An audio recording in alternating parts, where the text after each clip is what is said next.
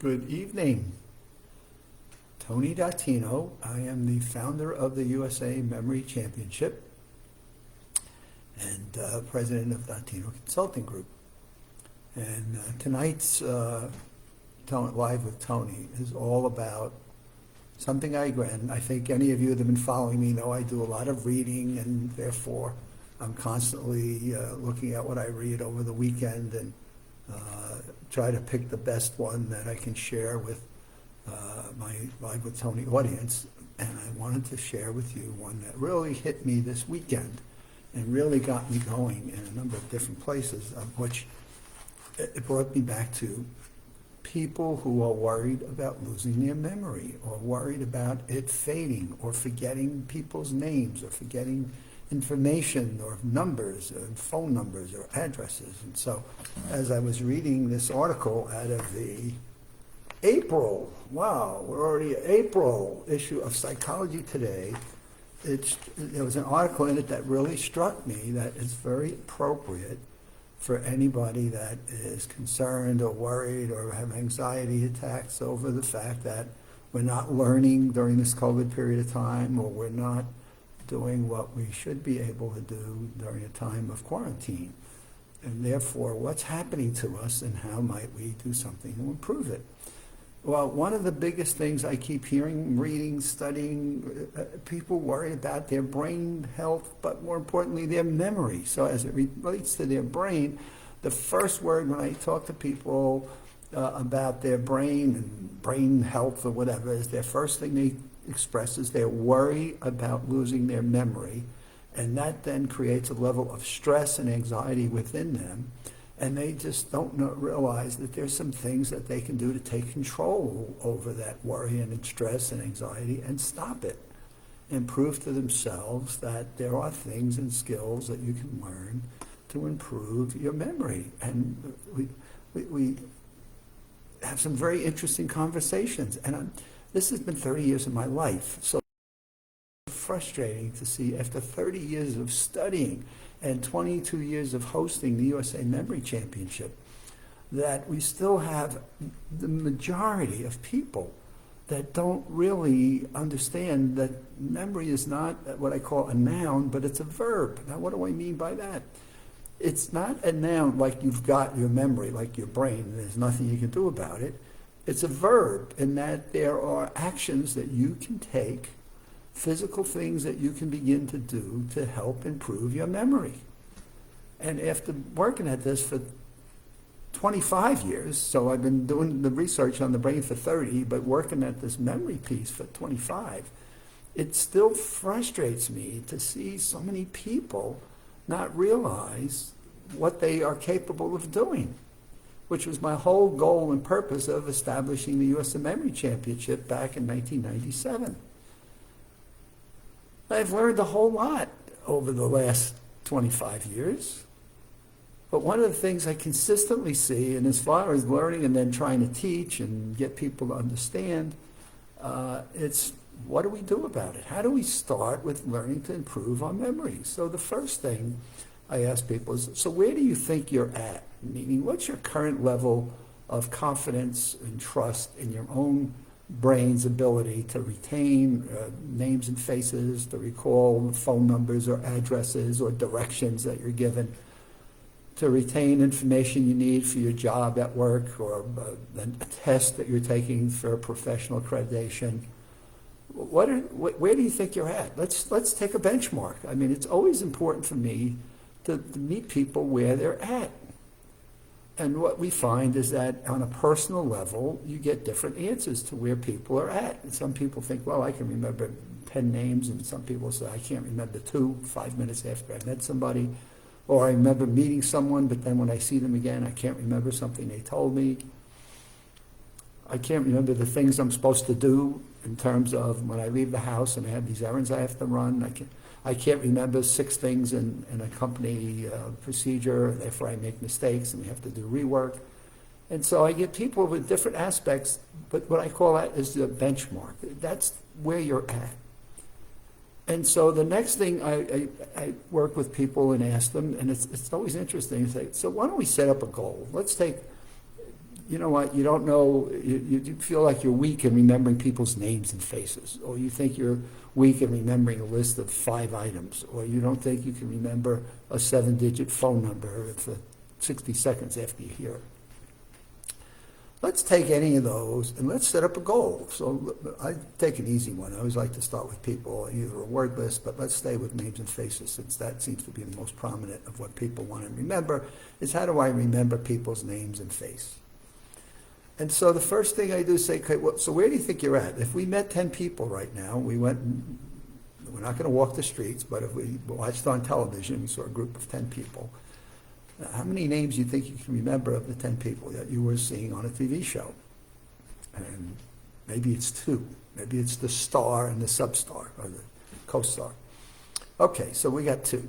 Why don't we set a goal? If you really thought, like, wow, you would really get excited about what you could do, how many names do you think you could remember and make yourself feel like more confident and more trusting that you're capable of doing this?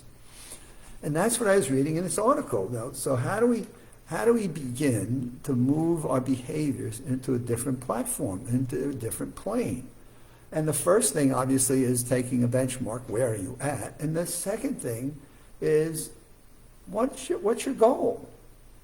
Identify what your goals are and set some realistic, reasonable goals. So let's just make it 5. Let's just say, you know what, we're going to take 5. Now, the next thing you have to do what? Okay, my benchmark is 2. My goal is 5. Well, the next thing that seems to be obvious is, okay, what's the plan of what you might learn, or what's the strategy for what you might learn to be able to take to 2 to 5, and maybe 5 to 10 if you wanted to be that bold. If I learn a skill and I get more proficient at it, I start with a level of incompetence. Well, now I learn how to be more competent, and I eventually move to a level of unconsciously competent, which says, man, I might even take this from 5 to 10, and maybe I'm really nuts, I can go from 10 to 20. And so the next thing you want to do is, okay, we have our goals. What are the specific skills or actions that I need to take that need to be changed? And the first one that I share with people is the first thing you need to recognize is, okay, where you're at. What's going on up in here that creates the feeling that you've got a bad memory? Right there by saying, let's change your thinking. And let's change the thinking that basically starts with, you know what? I think I can do something. I can learn something to improve my memory. So I might have a book, I might send people an excerpt of the workshop we have on brain power, or maybe something on maximum memory mastery, but I'll give them something to at least let them start to see and learn something that's outside the scope of their box, silo. So let's start looking at what needs to change, starting with your own belief system that says there are things you can learn to improve your memory. Now let's go to the next stage. Okay, well, gee, if I start to believe that, then it says, well, what do I do next? What's the next thing I have to do? And that now begins to say, okay, there's a lot of different courses, online books. I mean, today, science reports are coming in by the thousands from different researchers across the world on how people's memories are working, and Alzheimer's and dementia and cognitive impairment. And I mean, there's this research being done on it. Go grab something and just read about it and look for. I always recommend people go to the USA Memory Championship website and go look at the men and women that have come in through the competition and have demonstrated to themselves that there's far more they could do with their memories than they ever thought possible. So go to the USAMemoryChampionship.com website and just take a look at it and look at some clips and look at some of the features and the videos that we have, and just begin to just dabble into it. So you've set your benchmark, you've got your goal, you've got to change some thinking here, and now you're going to take an action. You're going to begin to look at some actions of things that you might consider doing by at least going out and seeing what other people are doing. Is there hope for you, is the way I like to say it to people. So go out and at least look at the USA Memory Championship website. And if you're so indoctrinated in that, and you say, wow, these are normal people. These are not nerds. These are not bookworms. These are normal people. My goodness, they're like me. So now comes the next thing, what you want to look at is, well, what are you going to do to assess the skills that you want to learn? So we're going to stay with names and faces. So let's go back to names and faces. So now I want to learn how some of these people improve remembering the pictures of names and faces of people. And in our competition, we give them 120 pictures in 15 minutes to remember as many as they can. And it's mind-blowing what the results are of what people are able to do in the competition. To the point where we used to do 99, and then they asked us to take it to 110. Now they've asked us to take it to 120, and now it's up to 125, and some people are suggesting we even go higher than that. I'm saying, wait a minute, maybe we'll cut down on the time. But in any case, they've learned something. They've learned a skill that most of them would say, I never had that skill. I never was taught that technique. I was never taught how our brains will retain information about people. And so now you'll learn a skill on how you go about doing that, and you'll practice that skill. Now, where might you learn that skill? Well, go online, go look memory, names and faces, or you can go and take a peek at our Maximum Memory Mastery online course, so Maximum Memory Mastery online course, and begin to say, I'm going to maximize my memory. And you know what? I'm going to do it in stages. I'm going to do it in little pieces. So we have a benchmark. We say, when you start the course, you can look at a particular lesson, names and faces. You can take a test at the beginning of it, and I don't like to call it a test, but you can do your benchmark. You can look at pictures of people. You can then decide how many of those names that you want to remember, and then score yourself, and now you've got this is where I'm at today. Now you'll go through the lessons, and you'll have several different techniques that you'll be taught in the online program.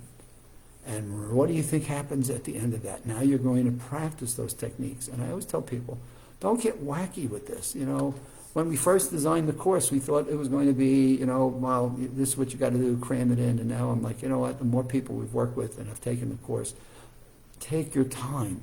Just take that one lesson, names and faces, and practice how to go from 2 to 5 by using the techniques that are taught within the different modules of the lesson plan. And so now you're taking your time, you're not jamming it in, you're building a skill, and then you're benchmarking that skill by taking post tests. And when I say post, there's a evaluation. I keep calling it a test, but there's an evaluation at the end of each teaching segment that allows you then to test yourself in a way of checking out, giving yourself your own evaluation by going through, here's another group of names and pictures with names, and a couple of minutes, see how well you can do. So now you're tracking your own progress. Now, why do we set it up with, you start with X, you go through these exercises and teaching, you take some time to learn what those are and apply them over a week. In the next 20 minutes, take time and practice them. Then come back and what? Take a post-evaluation and look at your own progress and track your own progress so that over periods of time, you are able to see for yourself the progress you're making. And there's nothing that I've seen better than, here's where I'm at, here's my goal, here's my strategy and plan. I believe I can now do it. I've changed my thinking. I've learned some skill. Now I'm going to take some time to practice the skill, and I'm going to prove to myself that I was able to utilize the skill, and I can prove it by looking at the latest evaluation I was able to do and realize I've gotten better. Now, if I've gotten from 2 to 5 just by practicing these skills, what's wrong with taking another week? And when I'm meeting people or I'm seeing people, if I'm Zooming with people or I'm seeing them on TV, or I just think about, you know, people I've worked with in the past and using the different techniques that I've learned in the online course and coming back a week after and finding you went from 5 to 10 and proving to yourself that on something that was important to you, that you wanted to change, you proved it, you see it, the evidence is there to be counted, and now you're off and going into places you never thought possible. I think that's exciting. And that's what the work we do in the USA Memory Championship is all about, is taking people who never thought that they could improve their memories and walking them through in a very slowly, deliberate process that gives them their own trust and confidence of their own ability, that gets them to believe that they, in fact, can improve their own memories. And then if you ever want to, in 2021, we're going to be doing online virtual memory championship again.